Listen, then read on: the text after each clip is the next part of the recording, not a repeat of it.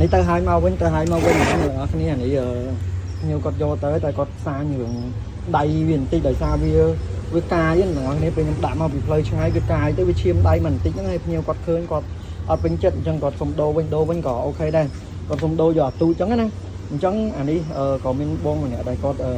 ឆ្លាញ់ដែរអញ្ចឹងឥឡូវខ្ញុំចាប់ដើមដឹកឲ្យគាត់ទៅវិញបាទសួស្តីអ្នកនរគ្នាហ្នឹងហើយដូចដើមវីដេអូអ្នកនរគ្នាបានឃើញស្រាប់ហើយដើកហ្នឹងវាឈឺជើងដោយសារវាកេះអ្នកនរគ្នាកេះត្រង់កេះអីហ្នឹងហើយខ្ញុំក៏យល់ដែរភ្ញៀវធម្មតាគាត់ចាយលុយ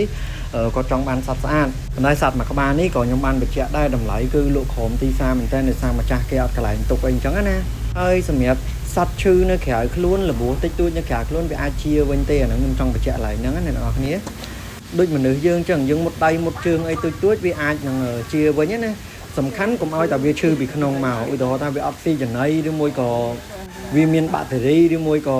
វាមានសត្វល្អិតអីអញ្ចឹងនៅក្នុងពោះអាហ្នឹងបានយើងពិបាកព្យាបាលបានត្រូវការទៅពេទ្យទៅអីដុកទ័រអីអញ្ចឹងទៅអានេះរបួសសើស្បែកមករយៈពេលខ្លីវាជាវិញ